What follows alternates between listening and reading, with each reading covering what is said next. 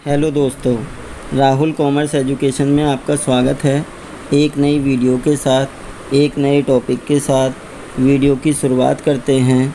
गैर व्यापारिक संस्था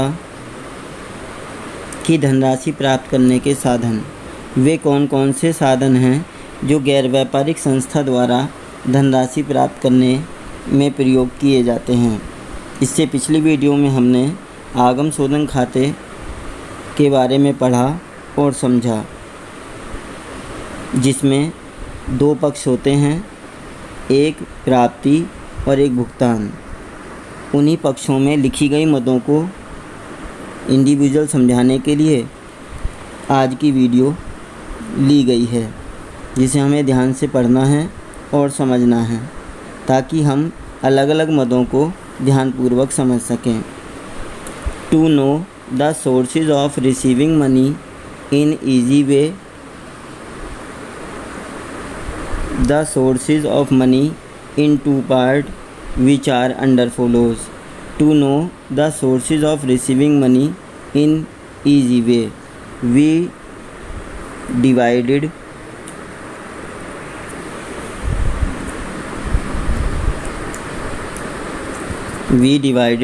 the sources of money in two part which are under follows. गैर व्यापारिक संस्थाओं द्वारा पूंजी प्राप्त करने के साधनों को सरलतापूर्वक समझने के लिए उन्हें दो भागों में बांटा जाता है। फर्स्ट ऑफ ऑल, पूंजीगत प्राप्ति कैपिटल रिसीप्ट्स, आयगत प्राप्ति रेवेन्यू रिसीप्ट्स। तो पूंजीगत प्राप्ति क्या है, आयगत प्राप्ति क्या है, इन्हें हमें अलग अलग समझना है।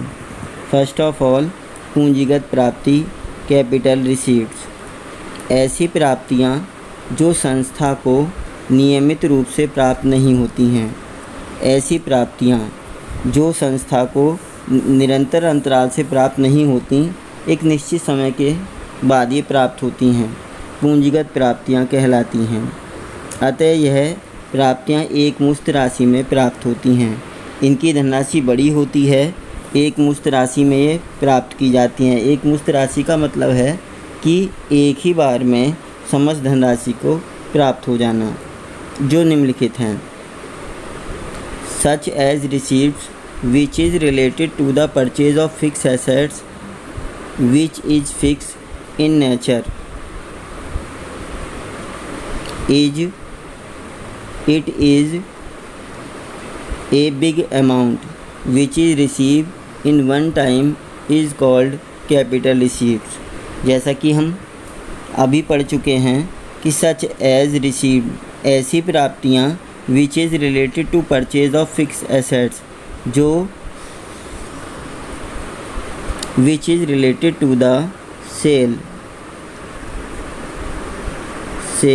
of fixed assets, जो स्थायी संपत्तियों की बिक्री से प्राप्त होती हैं। विच इज़ फिक्स इन नेचर, ये स्थायी प्रकृति की होती हैं। It is a big amount, बड़ी धनराशि में होती हैं और एक ही बार में प्राप्त होती हैं, पूंजीगत प्राप्तियां कहलाती हैं। विच आर अंडर फॉलोज, जो निम्नलिखित हैं। फर्स्ट ऑफ ऑल, जो हमने कल परफॉर्मे में पढ़ा था, आजीवन सदस्यता शुल्क, life member fees. Life member fees एक मुश्त राशि में प्राप्त होने वाली धनराशि है जो गैर व्यापारिक संस्थाओं को प्रदान की जाती है। समर्पित निधि, एंडोवेंट फंड, उत्तरदान या वसीयत नामे से प्राप्त राशि, जिसे कहते हैं लीगेंसी। उत्तरदान का मतलब होता है यदि कोई व्यक्ति अपनी मृत्यु से पहले एक लिखित वसीयत के आधार पर अपनी अचल संपत्ति किसी गैर व्यापारिक संस्था को दान कर देता है, तब ऐसी धनराशि उत्तरदान या फिर वसीयत नामे से प्राप्त धनराशि कहलाती है। यह एक बड़ी धनराशि होती है जिसका उपयोग पूंजीगत रूप में किया जाता है। नेक्स्ट, विशेष दान, स्पेशल डोनेशन। स्पेशल डोनेशन वह डोनेशन होता है जो किसी विशेष कार्य के लिए प्रदान किया जाता है, जैसे डोनेशन फॉर बिल्डिंग। यदि बिल्डिंग के लिए हमें डोनेशन मिला है तो ऐसे डोनेशन का उपयोग केवल बिल्डिंग में ही किया जाएगा, उसे हम स्पेशल डोनेशन के नाम से जानते हैं। Next, sale of old assets, पुरानी संपत्तियों की बिक्री। पुरानी संपत्तियों की बिक्री से प्राप्त धनराशि भी पूंजीगत प्राप्ति कहलाती है, क्योंकि संपत्ति हमारी फिक्स एसेट्स हैं और फिक्स एसेट्स के बेचने पर जो धनराशि प्राप्त होती है वो हमारी कैपिटल रिसीप्ट्स कहलाती है। नेक्स्ट है आयगत प्राप्तियाँ, रेवेन्यू रिसीप्ट्स। वे प्राप्तियाँ जो एक मुश्त प्राप्त नहीं होती हैं। एक मुश्त का मतलब एक ही बार अपने जीवन काल में प्राप्त नहीं होती हैं, छोटी छोटी धनराशियों में पूरे वर्ष में प्राप्त होती हैं। इनकी धनराशि छोटी होती है, पूरे वर्ष यह प्रक्रिया चलती रहती है, आयगत प्राप्तियाँ कहलाती हैं, जो निम्नलिखित हैं।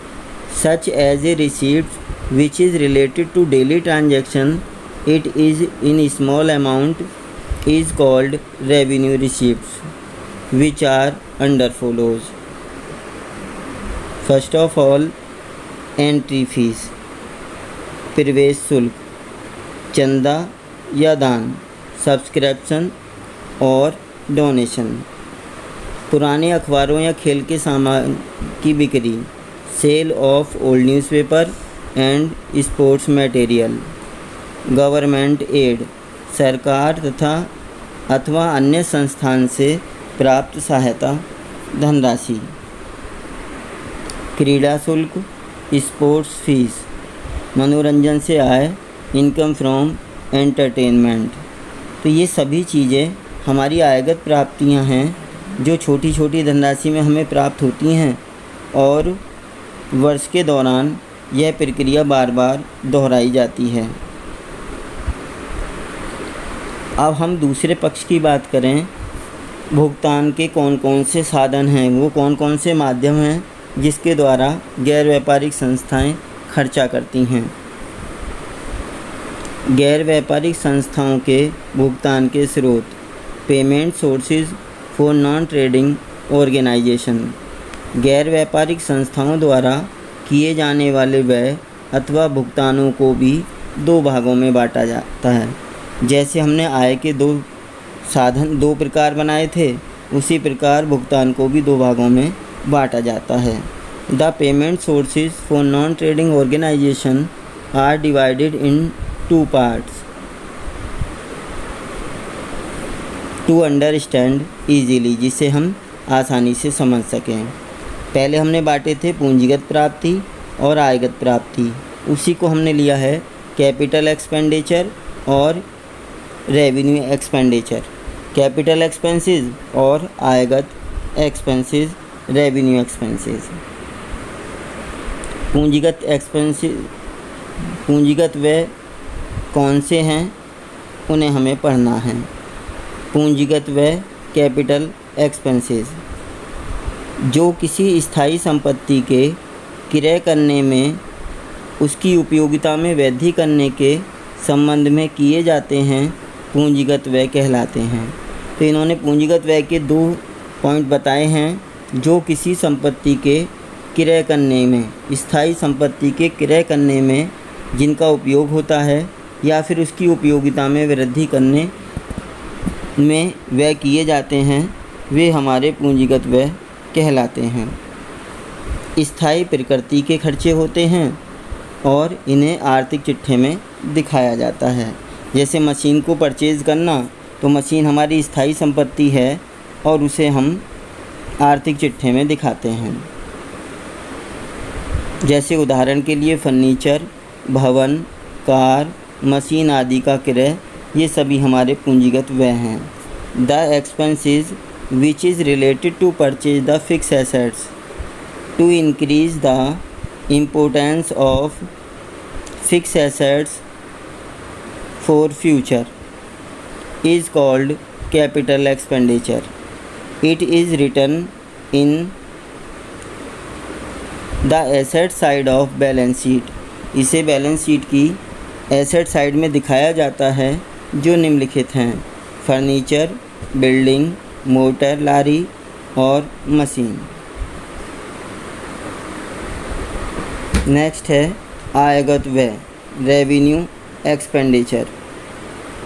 ऐसे खर्चे जो दिन प्रतिदिन के लेन देन से संबंधित होते हैं, अस्थायी प्रकृति के होते हैं, आयगत व्यय कहलाते हैं, जैसे वेतन, मजदूरी, किराया, छूट, बीमा आदि। Such as a expenses which is related to daily transaction is called revenue expenses. It is not fix in nature. ये स्थायी प्रकृति के नहीं होते हैं, ये अस्थायी प्रकृति के होते हैं, क्योंकि ये वर्ष में अनेकों बार इनका भुगतान किया जाता है। छोटी छोटी धनराशि से ये संबंधित होते हैं, आयगत व्यय कहलाते हैं। For example salary, wages, rent, discount, insurance. तो दोस्तों, आज की वीडियो में हमने आयगत प्राप्ति, पूंजीगत प्राप्ति, आयगत व्यय, पूंजीगत व्यय, गैर व्यापारिक संस्थाओं के आय के साधन तथा भुगतान के मदों के बारे में पढ़ा, समझा, जो कहीं ना कहीं हमारे आगम शोधन खाता बनाने में भी हेल्पफुल हैं। तो दोस्तों, यदि आपको यह वीडियो अच्छी लगी हो तो ऐसी ही वीडियो आगे देखने के लिए चैनल को सब्सक्राइब करें, वीडियो को लाइक करें तथा अपने दोस्तों में ज़्यादा से ज़्यादा शेयर करें। धन्यवाद।